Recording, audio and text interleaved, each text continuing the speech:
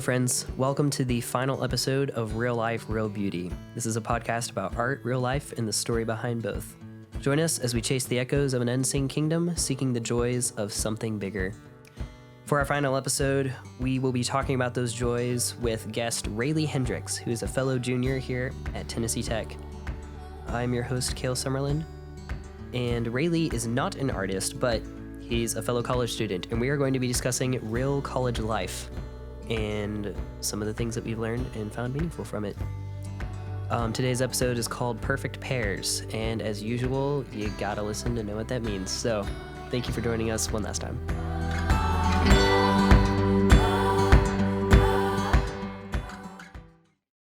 Are we rolling on both? Awesome. What are you laughing for?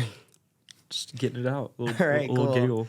Raley, how's it going? Welcome to the show. Thank you, Cale. It is wonderful to be here. Awesome, my dude. Yeah. So I'm trying to remember, dude. Where did I first meet you? Like we've known each other since freshman year. I truly don't remember. I guess it would have been in the dorms at some point. Yep, Murphy. Yeah, Murphy, floor four. Murphy, fourth. It was Fourth. Good times. Yeah.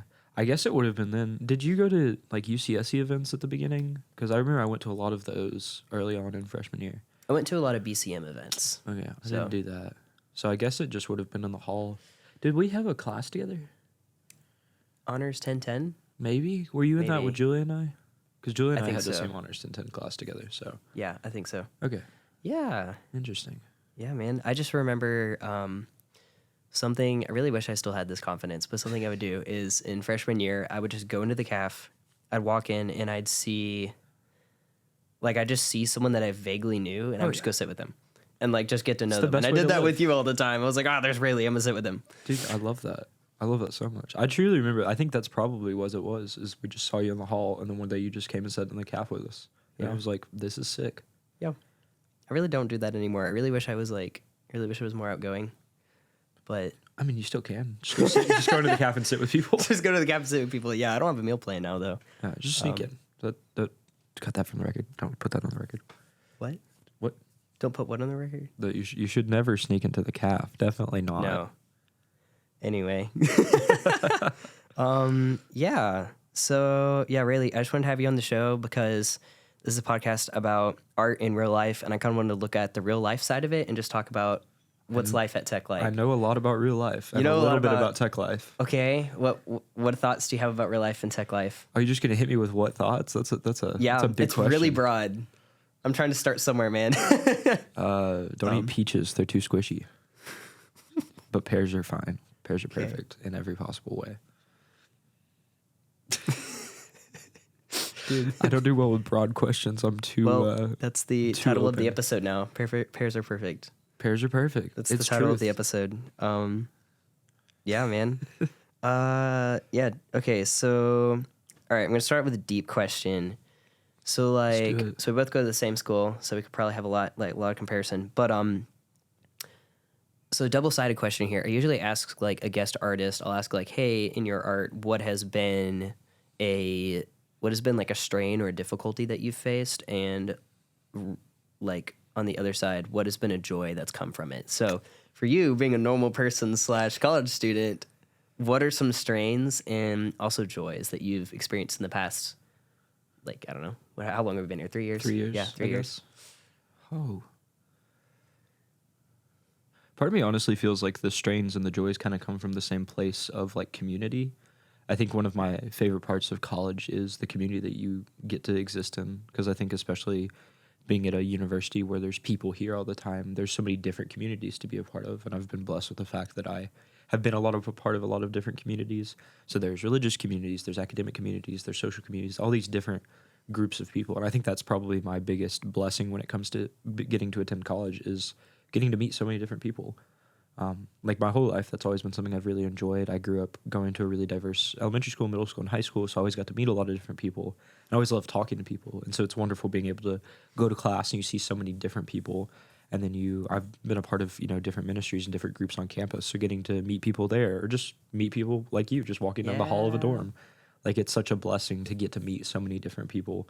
And I think within that is part of the strain is how do I develop intentional relationships with the people that I meet? Because it's one thing to just meet someone on the hall and, you know, just walk by and be like, hey, like, I know you. Like, I can think of people that lived on our dorm hall that I know of, but I don't really know them. I'll see them sometimes on campus. I'm like, hey, I remember your name, and I remember we shared this memory together, but we don't have any connection. Yeah. So I think that's probably the biggest strain of it. And part of the blessing with the curse is, how do you go about making intentional relationships with someone? How do you go about putting that time and effort into it? And I think that's really difficult in some regards. And I think attending tech is a unique experience because it's such a commuter school-based school that once you aren't a freshman anymore, once you're not living in the dorms anymore, it becomes a lot more difficult to have that intentional relationship. Or maybe not more difficult so much as it just requires more intentionality with it. You have to put in the time and the effort to hang out with people because they're not on your dorm hall anymore. They're 2 streets down, which, to be fair, if you live in Cookville, everyone is 2 streets away because there's only 3 streets. But but I think for me, like, that's where the biggest strain is after my freshman year of, wow, I'm no longer in a dorm. If I want to hang out with someone, I have to choose to do that. And I think for a little while, especially my sophomore year, that didn't hit me. And so it took me a while of being like, wow, like, why am I not seeing anyone? Why am I not hanging out with people? It's because my social circle was small because I wasn't choosing to branch out outside of it. And obviously there was complications of that being fall of 2021 where, you know, remnants of COVID social life still exist. So it was kind of hard to do stuff. And I think you and I would both agree that it was a bit of a curse in and of itself to be a student in 2020 and starting college during COVID of how do I go about meeting people when social interactions and hanging out in large groups is such a difficult thing to do right now. So I think that for me is the biggest strain for a while was learning how to branch out and be uncomfortable. I have the simultaneous blessing and curse that I attended the same school from kindergarten through 12th grade. And so in some ways it was beautiful because there were people I graduated high school with that I had known since I was 5, which is a beautiful experience because I knew those people really, really well. Yeah. And it was a small school, so I knew everyone I graduated with. But on the flip side of that, I never had to be the new kid because I was there from kindergarten on. So I was always the person that had been there the longest. And so then coming to college, it was like, wow, like I have to go out and meet people now. And how the heck do I do that? So, yeah.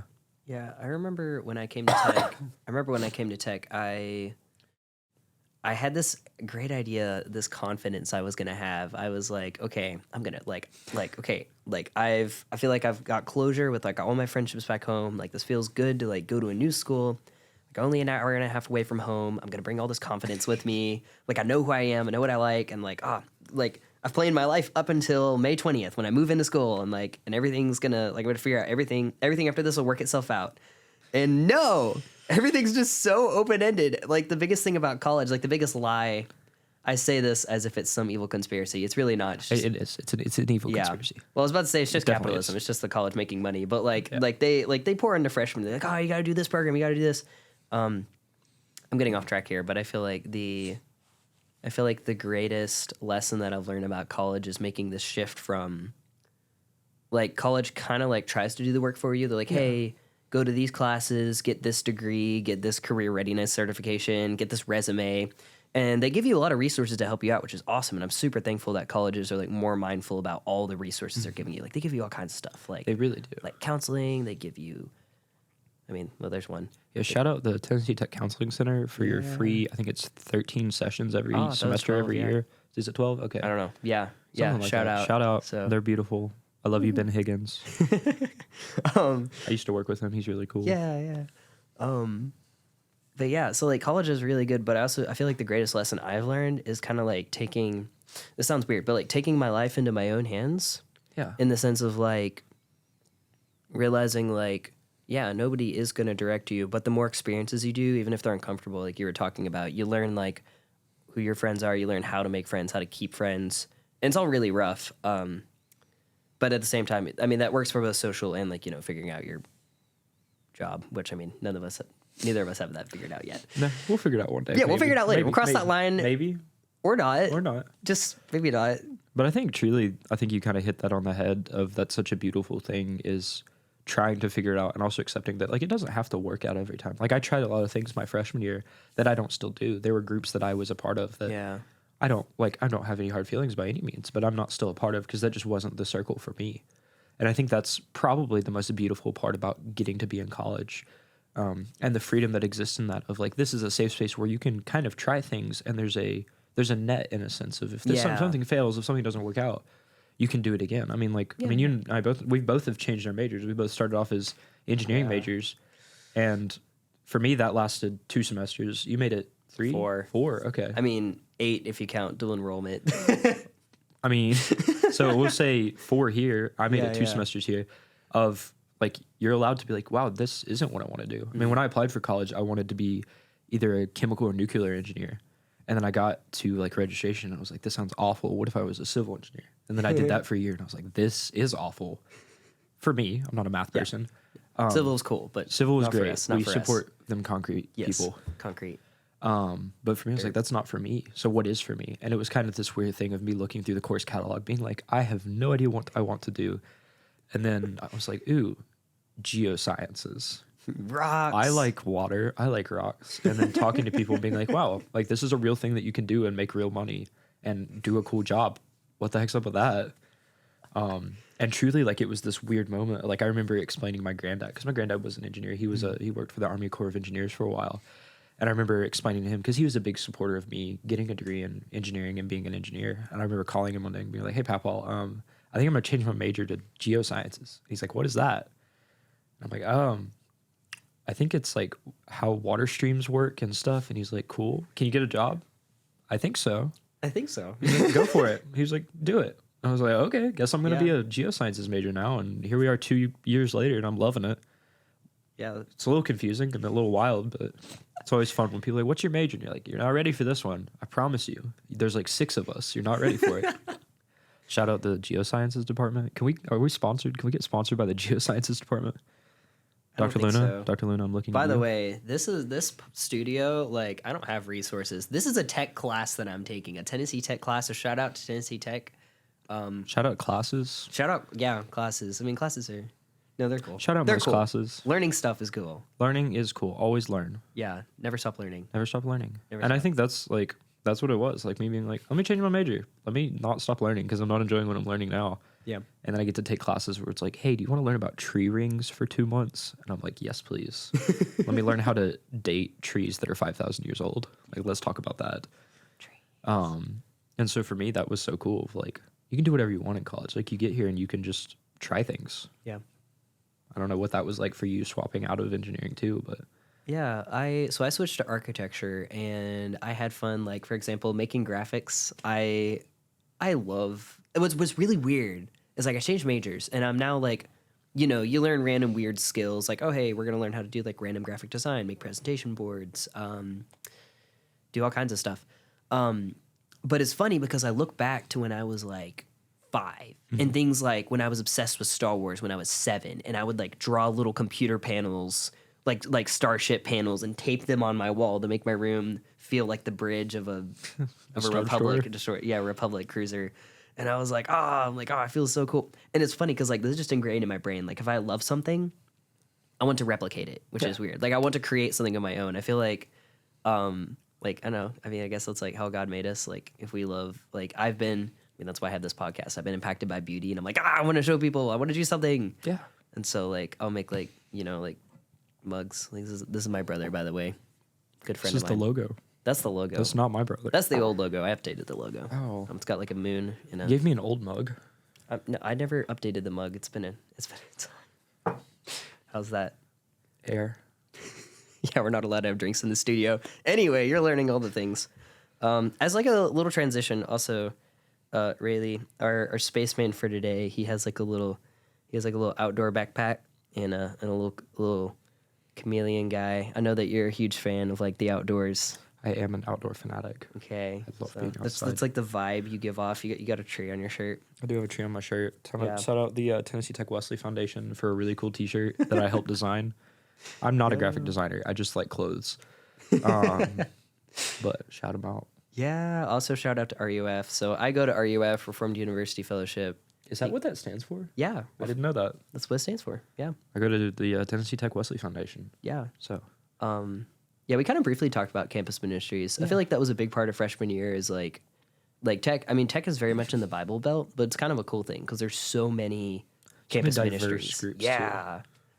Yeah, I think for me that was like a beautiful and hard thing of like which group do I feel a part of? Like Yeah, let me try. exactly. Like I remember our freshman year, like I tried like 5 or 6, and even now like still keep trying things just because I'm like, let me keep like let's see what's out there. Yeah. And I think that's the beautiful part is like you can try all those things, and there's also, and I think this is a hard realization that I had to have lately of like there's no like you don't sell your soul to something and commit to like you can try things and things can change and you're allowed to keep trying new things. Yeah. Like even now as a junior, having worked at Wesley Foundation, like I love being there, and I also love trying new things. Like I'll go to visit other groups still. Yeah. Just because I'm like the Lord works in so many different ways. Let me try all of these groups.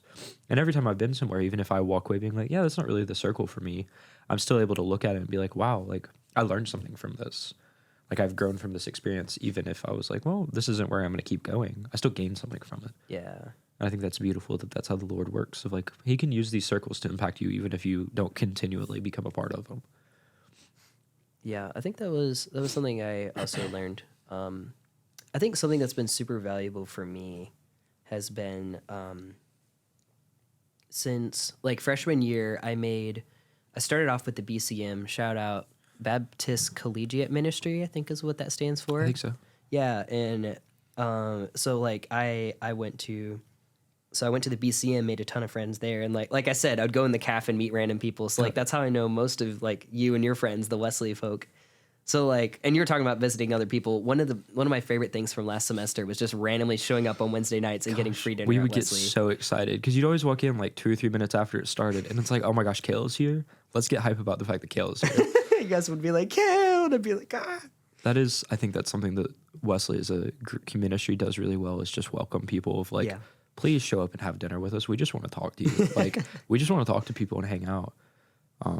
I think that's a beautiful thing about tech in general is there's such a welcoming spirit of like, oh, you want to be a part of this group? Show up. Like, come do that. Like, I remember when I swapped my major, it was like, I know no one in this major. Like, I don't know anyone. And then I get my first, like, class in the, like, major truly, and I walk in, and people are so friendly and so nice, and I'm like, oh my gosh, these people are awesome. And I think that exists, like, across campus of just, like, people are super welcoming. Yeah, kind of. We talked about this at the beginning, not to dwell on it too long, but, like, I think something for me has been, so long story short, I've realized I'm an introvert over the past 2 years. Oh my gosh. Yeah, woo, introvert. But like, so college will make you learn whether or not you're an introvert or an extrovert, for sure. And whatever you think you are, it may not be true. Yeah. Okay, so when I say introvert, that's a very ambiguous term. What I mean is like, okay, I don't know if that's the right term. Basically, I love people, but Well, I mean, I believe the true definition of extrovert versus introvert is extroverts get their energy from being around people, and if introverts get their energy from being alone. So it doesn't mean you don't like being around people. Yeah. Like, I'm an outgoing introvert, so I love being around people, but I recharge and gain energy from being by myself. Yeah. So I think the people misuse those terms a lot of, like, what is extroverted and introverted? Like, you can be really outgoing and not be an extrovert, or vice versa. You can be really quiet and be extroverted. Yeah. I would say I'm same, outgoing introvert, but like I need a little bit of friend time. But honestly, like the perfect thing for me is just hanging out with like 1 to 4 people max, and Those like small that's groups, perfect, and I just love that. But yeah, what I was going to go into is people talk about they call it the sophomore slump, and I think it's this transition. You know what I'm talking about. There's this transition from like freshman to sophomore year where all of a sudden you're not in the limelight. There's new people below you, and you're kind of like, wait, what's my place? And yeah, that was really hard for me. And I guess like kind of going back to what you were saying earlier, I had to push myself to not be holed up studying in a empty room 24/7.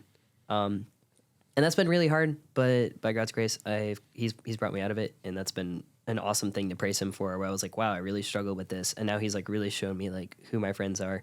At the same time, I still got to put in the effort to hang out with people. I still got to.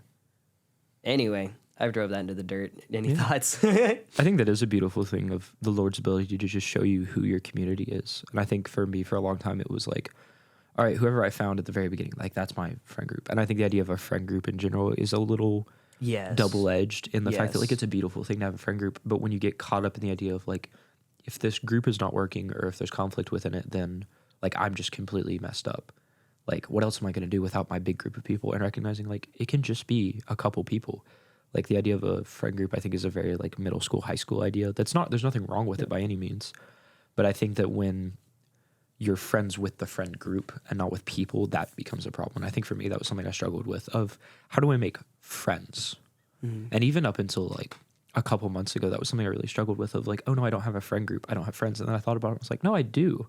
They don't have to exist in a group together. Yeah. Like I started thinking about individual people and I'm like, there's so many individual people I love being with. I mean, I remember back in the fall, that's when you and I were like, hey, let's start getting breakfast. Cause it was like, let's hang out. And sometimes that's what it is. It's going, getting Chick-fil-A at 8 a.m. on a Wednesday. Yeah. And I think that's such a beautiful thing, going back kind of what we talked about at the beginning, like intentionality of how do I show up and do these things with people? And I think our small group is a great example of that. Yes. Kale and I are part of I guess it is a men's small group in the sense that it's a bunch of men in a small group. Yeah. But what it was is that my roommate and I, Grady, shout out Grady, we've been roommates for 3 years. We love Grady. We do love Grady. Best roommate. We're going to be living together all 4 years of college, which I feel like is a rare thing. But shout out him. But Grady and I, back in like September, October, we're kind of sitting and talking. We're like, wow, we really need godly community of men. And I think that that's something in ministries that's sometimes hard is there's not a lot of focus on like guys having godly relationships with one another, because I think there's like a weird stigma around that and stuff like that. I don't really know where that comes from. I'm not a sociologist, so ask someone who is. But I think for me, like I noticed in my life, there's a weird stigma around that. I was like, well, I want a group of guys that I can talk to about the hard parts of life and talk to about the Bible and about faith and about things. And in that, like, have a community that's pushing me to grow in my faith and that I can push to grow in their faith. And so for a long time, I was like, where the heck do I find it? Like, I can't find it. Where is it? It's got to be out there somewhere. And at some point I was talking to Grady and he was like, why don't we make it? And that hit me. I was like, what? Oh, you can do that. You can do that. That's allowed. You like there's no panel of judges that you have to be like, hey, can I do this? But you can just do it. Yeah. And so Grady and I sat for a while and we were like, okay, well, who are we inviting? So then we picked out, 4 other guys and we're like, this is a group of godly men who also need community. So let's do that. And so we met, I think we started meeting at the beginning of this semester. I really don't remember when we started. Yeah, I think it was, it might have been. Was it like February? Because it definitely wasn't last semester. Dude, I don't remember. The spring semester is just like a... Truly, spring semester goes by too fast. Yeah. But it was like, okay, let's get together and just talk. And let's make community. Because for a long time, for both of us, it was like, well, these people don't know each other. Like, these friends don't know each other yet. And I was like, well, then get them to know each other. Exactly, yeah. Like, I think that's the beautiful thing about college, too, is like, you can just choose to do that. Yeah. You can be like, hey, friend, here's other friend. Friends now. Yeah. And everybody has the common ground of school. Like, we're all we all have very similar experiences. And I remember we showed up and it was like, wow, you know Charles through your classes. Yeah, exactly. And it was like, I didn't know that. Like, when we were picking out people, we didn't think about like, oh, yeah, these people have the same major. We had no idea. I actually I thought Charles was an engineer. He may be. I think he is. Maybe Charles, if you ever listen to this, I'm really sorry I don't know what your major is. I love you so much. You're going to be amazing one day. You are amazing now, too. It was like, let's show up and read through the book of Hebrews and talk about it. And then we did it. Yeah. And it's quite literally been one of my favorite things I've done this year of like building community and being able to walk into that group and be like, guys, can you pray for me for this? Or can we talk about this thing? Or just like life. Yeah. I mean, I think a couple weeks ago, that's what we did is we didn't really read through anything. We just sat and talked about life for a good 20 minutes. And real life. Real life. Real beauty. Real beauty, guys. But like that's such a beautiful thing of like build your community. And I think that tech is a great place to do that, but it's just anywhere you go of like build your community. I think for a long time I expected community to just kind of show up. Somebody else is going to put in the legwork and I could just show up and be a part of it. And I realized for me, like that's not what my calling is. Like God has called me, and this took me a really long time to realize God has called me to be a community builder. And I don't really know what the heck that means in some regards. I'm like, God, can you give me a little better instructions? Can I get like a PowerPoint, like how to, somebody called WikiHow, but being a community builder, that's a hard word to say. And just showing up and having faith, like that was something back in the fall that I kind of prayed of like, God, I don't know where you want me to be right now. I don't know what you want me to do right now, but I trust you to call me wherever you want. And wherever you call me is where I'm going to go. And I think there's so much blessing of like, if you truly give up that decision to God, he's going to carry it through with you. Like he's not going to leave you hanging. because he is a faithful God and he keeps his promises. He's the God of covenants. And so when we trust him with that, when we're able to be like, your plan over mine, he's going to show up because he will. That's who he is. And I think for me, that was such a beautiful thing of like last semester I was really struggling with like, God, where is my community? Where's my circle? Like, who am I? And I was like, I don't know. I have no idea. And so I just kind of let that go. Like I remember, like I physically remember there was a day where I was like, God, I don't know where I'm going, but I trust that you're going to send me there. And then he did. And then he showed up and he's like, cool, you're going here. You're meeting these people. Like you're giving these opportunities. Like for a long time, was like, what am I doing with my major? And he showed up and was like, hey, you want to come work for Tennessee Department of Environment Conservation as a water resource intern? And I'm like, sure. And then I did. So like, shout out T-Deck this summer. Going to be standing in creeks somewhere. Yeah. But I think it's beautiful. Like, if you trust God, he's going to show up. And I think in college especially, that's really hard because suddenly your faith has to become your own. But if we trust him, then he's going to show up for us. Like, that's just who he is. Thank you. I really needed to hear that. You're welcome. I remember last fall, like kind of walking through this with you. Before we met regularly, we would meet kind of randomly, and you were like, and you brought this verse to mind. I really wish I remembered the specific reference, but it's in 1 Corinthians. It's the one about like sowing and reaping. Oh, I also don't remember what number it is, but I remember us talking about it. I'll put it like in the bio or the link or something. But it was this verse about like, or it was basically saying like, there's a selection of verses, but the one phrase that sticks out to me was where it says, God loves a cheerful giver. Yeah. And it's this idea of like, one of the seniors at RUF last night said, everything's God's anyway, so you might as well give it to him. Yeah. So it's like, you know, the more you give, God's going to bless that and use that. Not necessarily just to like bless you just for the heck of it, but like, because he's doing work. And it's been awesome to see like God working in your life. And like, let's like, shout out to God. Shout out God. I mean that in the most Big respectful G, way. shout out God. Yeah. So, yeah, with that, I hope this podcast has been good, guys. As you know, this is the final episode. Yeah, I hope this podcast has created some kind of like, I don't know, some kind of longing in you, and I hope you can use these stories to kind of figure out, like, come to know Christ better, and I hope he finds you, because that's what he does best. And shout out those people that are coming to college or haven't found their place yet. Of if you trust God, he will provide, and it may not be in the ways you expect it to. It may be you become a geology major, and you'll never see that one coming. But God is good all the time. Indeed. What?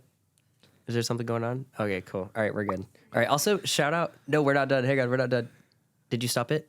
Okay, good. Also, shout out to Callie Smith. Thanks for running the... We love you, Callie. Yeah. Okay, I was going to say, do you have anything else you want to talk about? I think we about covered it all. Bro, I could talk for hours. I know, same, but I don't want to edit for hours. Yeah, I don't blame you. Okay, cool. With that, I'm going to ask you the random question of the day, which I'm about to make up, which is... No pressure. Make it a good one. Okay, so we're talking about college and, like, we're talking about real life. Okay. What's, like, okay, if reality wasn't an issue, what's your dream job? / what you just doing something every day? Oh, all right. You ready for this one? All right, bring it. This one's a little wild. My true dream job is to build like environments or habitats at aquariums. So I want to build, like, you know, like Tennessee Aquarium. I want to build the habitats that the animals get to live in. So I want to like study ecosystems and natural habitats and learn how to recreate those in the most accurate way possible. Because I have a big thing. I hate zoos in the sense that I don't like the idea of like a big animal being in a small environment. Like it makes me sad. If you go to an aquarium and you're like, this fish is happy here. Yeah. Like those, I think like fish and reptiles and amphibians especially are happy to be in a tiny little cube for the most part. Like they're fed, they're happy, they get their sunlight. And so for me, that's my dream job is I walk into like the turtle exhibit at the Tennessee Aquarium and I'm like, I want to build this. Like, let me build tiny terrariums and aquariums. That's something I'm going to get into over the summers, building terrariums. But I love it. We'll see how that goes. But truly dream job, building aquarium habitats. Bruh. Yeah. Awesome. Well, Raley, thanks for joining us. Thank you, Kale. Thanks, guys. Once again, thanks for coming on the show, Raley. For this final episode, I want to give a big thanks, first of all, to Dr. Teddy Birch in the communications department at Tennessee Tech. Without Dr. Birch, This class wouldn't be possible through a grant. He created this lovely studio. No, I did not make it myself. This lovely studio for me and my classmates to use. And he also has a great podcast about smoking meat. So if you're interested, go check out Let's Go Smoke. I will link his stuff on social media. Additionally, I want to thank my classmates so much for being the roles of technical director and turning on the lights and making sure everything was set up before I got here and running the sound. So thank you so much, Callie Smith, Noah Mears, and Jonah Hall. You guys are great. And also listeners, they have their own podcasts as part of this class, so please go check them out. And again, I'd love to thank my guests so much for coming. You guys drove from so far. You came from so many places. And all of you, I love you all. You mean so much to me. You have inspired me. God has used you to change my life in little ways. And this podcast is just kind of a little way to highlight how God is working and how he's spreading the kingdom in real life.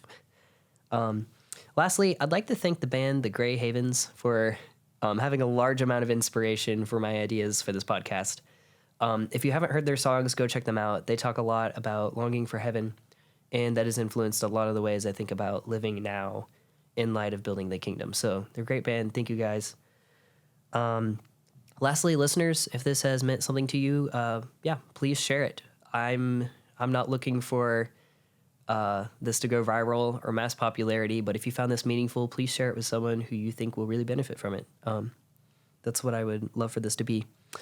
And lastly, a few shameless plugs. I am a poet, and I will be releasing a book of poems either in this summer or the fall, more realistically the fall.